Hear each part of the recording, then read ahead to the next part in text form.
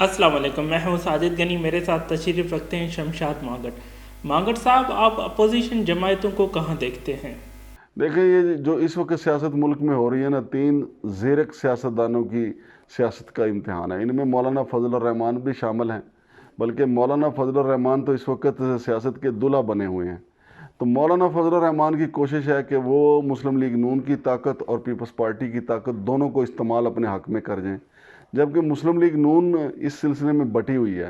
मिसाल के तौर पे मियां नवाज शरीफ चाहते हैं कि मौलाना साहब की भरपूर सपोर्ट की जाए और हुकूमत का जो है वो नाटका बंद कर दिया जाए, जबकि शहबाज शरीफ की कोशिश ये है कि वो खुल के सामने ना आए। और आगे जहाँ तक पीपल्स पार्टी का तल्लक है, तो पीपल्स पार्टी चूँकि एक स्टेक होल्डर भी है हुकूमतों में, सिंध में उनकी अपनी हुकूमत है, लिहाजा तीनों फरीक जो हैं वो एक दूसरे को इस्तेमाल करने की कोशिश में हैं। इसमें क्या कोई सच्चाई है? शहबाज शरीफ और नवाज शरीफ के दरमियान इख्तिलाफात हैं, या सिर्फ ये इस्टेब्लिशमेंट को राज़ी करने के लिए स्टेटमेंट अलग अलग दी जाती हैं?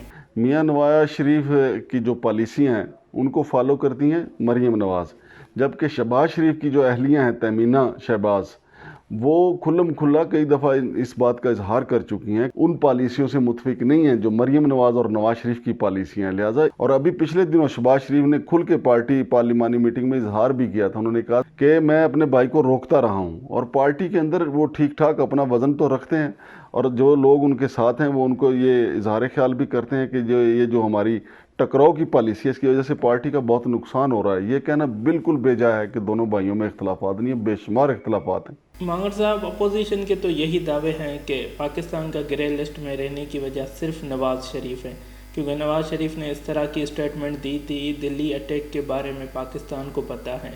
क्या इसमें वाकई कोई सच्चाई है?